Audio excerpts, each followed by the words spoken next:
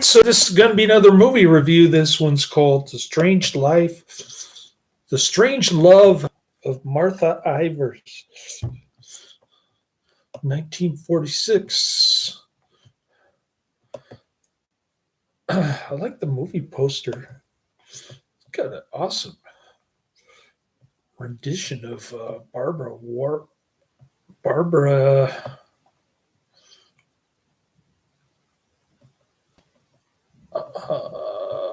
Stanwyck's face. Barbara Stanwyck. Oh, wow. She was good in Double Indemnity, which came out 2 years earlier. Didn't get the Academy Award. Some other movie did, and nobody cared about the other movie. In hindsight, Double Indemnity has much more name recognition than the movie that won the Academy Award for 1944. Fate drew them together, and only murder could part them. Whisper her name. The Strange Love of Martha Ivers. Whisper her name. That's what the movie poster says. I like Elizabeth Scott. I've never seen her in a movie before, but she is extremely good looking in a shower scene. You only see her shoulders, but she does get up and this scanty clad outfit in the hotel room. It's quite remarkable for 1946, but yeah, this movie's kind of risque. Like I said, I like Elizabeth Scott. She was good in this. Barbara Stanwyck was kind of hamming it up too much. I kind of had mixed feelings about this. Giving it 3 out of 5 stars. The drunk scenes with Kirk Douglas were kind of awkward. I don't know. It wasn't a great film, but I was disappointed. The Strange Love of Martha Ivers is a 1946 U.S. film noir drama directed by Louis Milestone, starring Barbara Stanwyck, Van Heflin, Elizabeth Scott, and Kirk Douglas in his film debut. This is Kirk Douglas's film debut. Not a good film debut. His drunk scenes are very bad. Not convincing at all. It follows a man who is reunited with his childhood friend and her husband, whom he believes know the truth about the mysterious death of the woman's wealthy aunt years prior. The aunt is played by Judith Anderson. The screenplay was written by Robert Rawson and an uncredited Robert Riskin, adapted from the short story Love Lies Bleeding by playwright John Patrick. The Milestone is the film's sole credited director. Brian Haskin temporarily took over directorial duties during production, while Milestone participated in a Hollywood set decorators strike. The film's producer, Halby Wallace, also directed reshoots with Milestone's approval. The Strange Love of Martha Ivers was entered into the 1947 Cannes Film Festival, and it premiered in London in June 1946 before opening in New York City on July 25th, 1946. It received largely favorable reviews from critics. It received an Academy Award nomination for Best Writing Original Motion Picture Story. In 1974, the film entered the public domain in the United States because the claimants did not renew its copyright registration in the 28th year after publication. Release dates: June 13th, 1946 in London, July 25th, 1946 in New York City. Running time 116 minutes. Box office 3.25 million U.S. rentals. I guess they're talking about DVD rentals, or no, VHS rentals. I don't know. On a rainy night in 1928 in a Pennsylvania factory town called Iverstown, 13-year-old Martha Ivers tries to run away from the guardianship of her wealthy aunt, Mrs. Ivers, with her friend, the street-smart, poor Sam Masterson. She is caught, and she is taken home where Martha's tutor, Walter O'Neill Sr., presents his timid son, Walter Jr., as the one responsible for Martha's capture. Scolded by her aunt, Martha defiantly states her name is not Ivers but Smith, her father's name. During a power failure, Sam comes for her, but Martha's aunt hears her calling to him from downstairs. When Sam slips out unnoticed, Mrs. Ivers starts beating Martha's kitten with their cane. Martha wrestles the cane away from her aunt. Martha strikes her across the head, causing her to fall down the stairs, accidentally killing her. When the power comes back on, Martha lies about the incident to Walter Sr. Even though Walter Jr. saw everything, he backs her up. The greedy Walter Sr. makes it clear to both Walter Jr. and Martha that he knows what happened, but that as long as he and his son stand to benefit, he will play along. Sam leaves town. 17 years later, in 1946, Walter Sr. is now dead. Walter Jr. is now Iverston's district attorney and is married to Martha, who has used her inheritance to expand the Ivers milling empire. Their marriage is one-sided. He loves her, but Walter knows she does not love him. Sam, having been a soldier and itinerant gambler while he was away, drives in a small town by chance, and after an accident, he leaves his car to be repaired. The radiator's smashed. He smacked a telephone pole or something. While waiting, he goes to his old home, now a boarding house. He meets Tony Marichek, the hot blondie, and this one played by Elizabeth Scott, who had just been released from jail. She misses her bus, and they spend the night in adjoining rooms in a hotel. She is later picked up for violating her probation by not returning to her hometown. Sam asks Walter to use his influence to get Tony released. Walter is convinced Sam has blackmail in mind. Sam then learns Walter Sr. had presented Martha's version of the 1928 accidental murder to the police, that an intruder murdered Martha's aunt. With that leverage,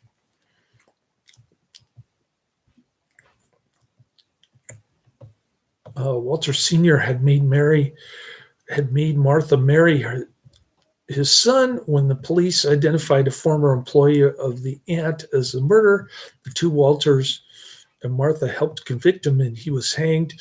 When Martha reacts joyfully to seeing Sam, a jealous Walter forces Tony to set him up.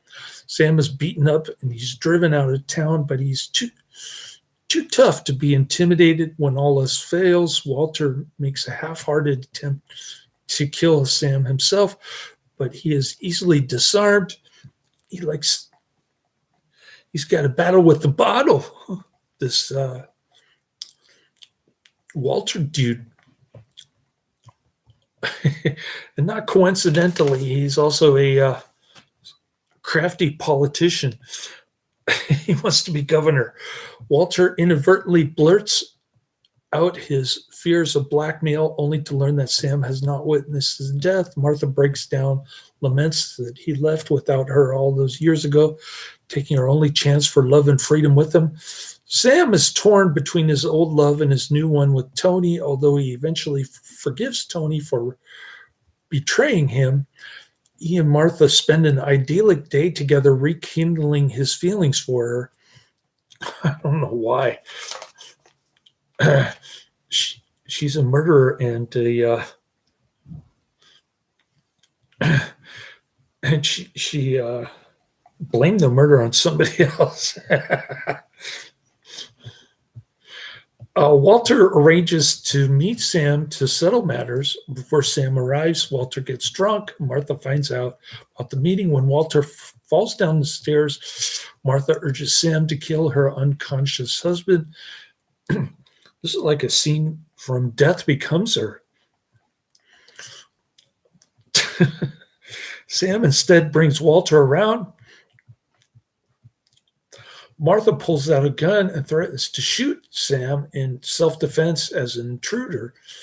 Sam tells her it would work if she could get Walter to corroborate her story, saying he does not believe she will shoot him. Sam simply turns his back on her and he leaves.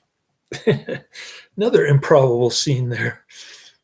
Walter embraces and kisses Martha, who now points the gun at him, but he turns it around to point at her midriff.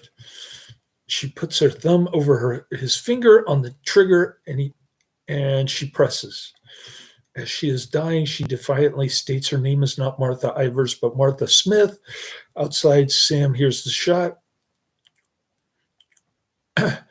He runs toward the mansion, but he sees Walter holding Martha's body shoot himself.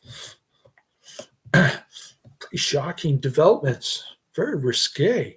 The film was adopted from the short story Love Lies Bleeding by playwright John Patrick, the rights to which were acquired by screenwriter Robert Rosen for a sum of $35,000. Barbara Stanwyck was cast in the title role, following her lead in Billy Wilder's film noir Double Indemnity, 1944.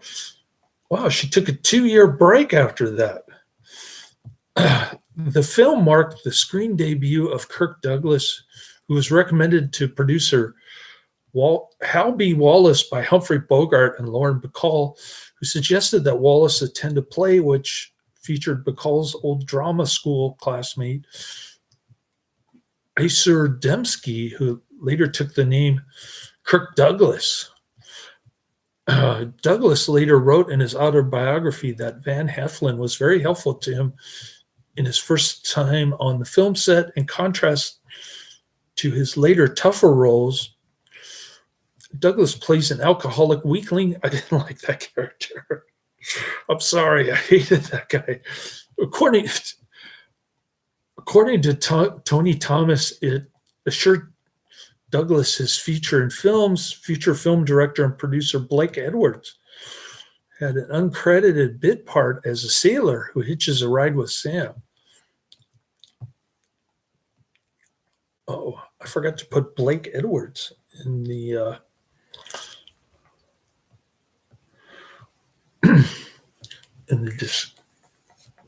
description. What's wrong with me? Blake Edwards. All right, filming of The Strange Love of Martha Ivers took place Paramount Studios in Los Angeles. Director Louis Milestone left the film for several days in sympathy with a set director's strike, which was going on at the time. In his absence, the film was directed by Byron Haskin, who did not receive screen credit. The film's schedule was vigorous, with shoots often lasting 12 hours each day. Stanwyck had considerable influence on how she was lit. She was not shy about putting her fellow actors on notice that she did not like to be upstaged. When she saw the coin trick Heflin had learned at Milestone's suggestion to show that Heflin's character was a professional gambler, she informed him he should make sure he did not do it during any of her important lines, since she had a bit of business that would upstage him if she had to. With that, she raised her skirt high and she adjusted her garter. Heflin is seen rolling a coin on his finger several times in several scenes. Kirk Douglas later wrote that Stanwyck was indifferent to him at first, until at one point she focused on him and told him, "Hey, you're pretty good." Douglas, smarting from being ignored previously, replied, "Too late, Miss Stanwyck. but the two got on well after that. Several months after the film's release, Miles Stone gave an interview in which he said he would never work for producer Hal B. Wallace again because Wallace had wanted reshoots in order to get more close-ups of Elizabeth Scott. Miles Stone refused, telling Wallace to shoot them himself, and according to the director, Wallace did. The Strange Love of Martha Ivers premiered in London on June 14, 1946. The audience of the London premiere was reportedly so taken by Elizabeth Scott's appearance that they began to mob her before the screening. Yeah, she is a knockout. She's even better looking than Barbara Stanwyck, if you can believe that. Barbara Stanwyck was just incredible with that ankle bracelet and double indemnity. Whoa. Talk about upstaging other actors. That was it. The ankle bracelet and a double indemnity. The film opened in New York City on July 24th, 1946, and its release expanded wide on September 13th, 1946. The film's advertising campaign consisted only of teasers before its release. Newspapers ran advertisements reading "Whisper Her Name," while radio spots had a woman repeatedly whispering "Martha Ivers." Herbert Cohn of the Brooklyn Daily Eagle wrote, "It's a complex story, but director Miles Stone used each detail to make the characters seem real. Their actions not too far-fetched." I kind of disagree with that. And he went on to praise the leading performances. John L. Scott of the Los Angeles Times praised the performances as raw and geared toward the material, and added that the film is not a pretty tale, but it holds the attention down to the last scene. I don't know. I was disappointed. A review published in the New York Times noted, reminding one of a jigsaw puzzle, there are long stretches in the Strange Love of Martha Ivers when it seems so the director, Louis Milestone, and Robert Rawson, the author, will not be able to gather in all the pieces of the rambling plot, but they manage it expeditiously, with less finesse and surprise than one could wish. I think I'll have to agree more with the New York Times assessment. The film has received acclaim from modern critics. It holds a 100% approval rating on Rotten Tomatoes based on 10 reviews. Glenn Erickson, reviewing the film for DVD Talk, complimented its psychological complexity, writing many noirs create moods of corruption. But Robert Rawson's script for The Strange Love of Martha Ivers gives us characterizations of uncommon depth. It isn't a detective movie or standard crime thriller, which helps support the notion that film noir is a style and not a genre. It's one of the best noirs around. I've seen better. Double Indemnity comes to mind. Dave Kerr from Chicago Reader wrote in a glowing review that the film is pervaded by Rosett's guilty liberal fascination with power and money, and continued by saying director Louis Milestone does little more than accent the hysteria of Rosen's script. His portrait of the company town bound in factory grime and feudal loyalty is nicely done. John Patrick received an Academy Award nomination for Best Writing Original Motion Picture Story. 1974, The Strange Love of Martha Ivers entered the public domain in the United States because claimants did not renew its copyright registration in the 28th year after publication. Because of its public domain status, the film has received numerous home video releases in various formats since. I watched the Cult Cinema Classics version, of course, which is the majority of my list right now.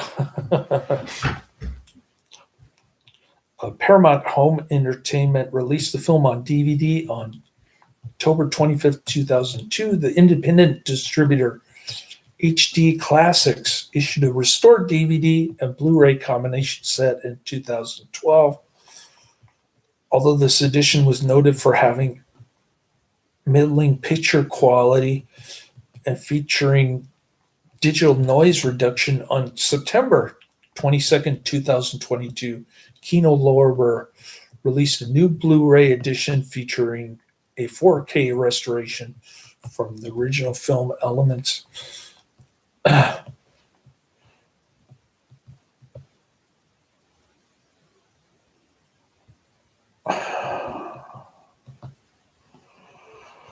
Talked about directorial duties, uncredited co-writer.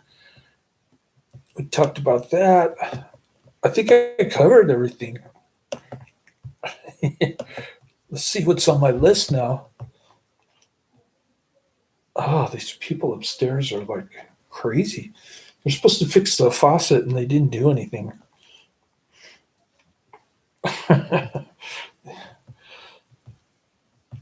They spend all day like shouting and stomping around upstairs, like, and they're supposed to be selling this house. I have no idea what these people are doing. I don't think they know either. It's a sad scene. These greedy people from New York who never came once when their mother was, when the lady's mother was alive. All of a sudden, she died from the COVID shot. Oh, I better not say that. Never mind what I just said. All of a sudden, she just died unexpectedly. And now they're trying desperately to sell the house. They come once every 6 months to try and sell the house.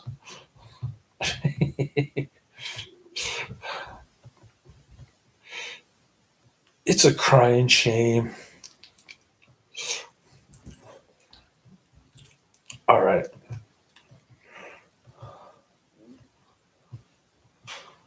What do we got?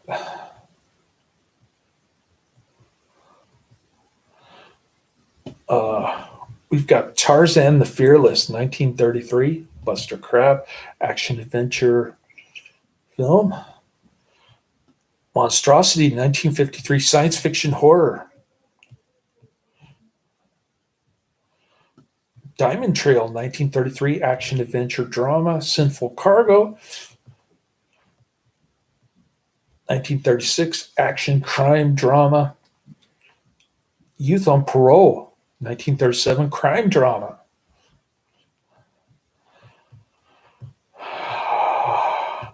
So that's my list. Done 3 reviews. I'm going to see if I can do 4. I'm going to try. I've been taking lots of little naps, turning on my my Thunder and Rain YouTube video. Should I crank that up again? Official ocean rainstorm to fall asleep. I wonder if that's any better than the one that I've been using.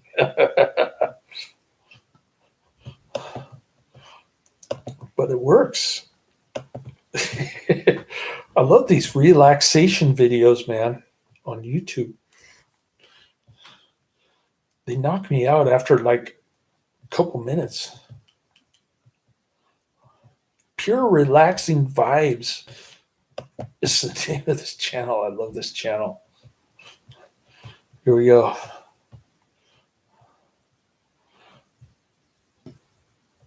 Sleep fast with pure nature, rain, and incredible present thunder sounds.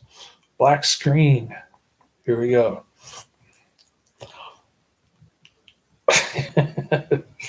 It's spinning, and it's still spinning. There it goes.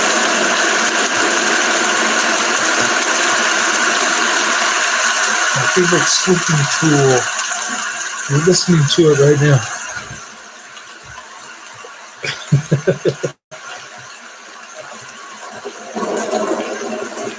There's the thunder.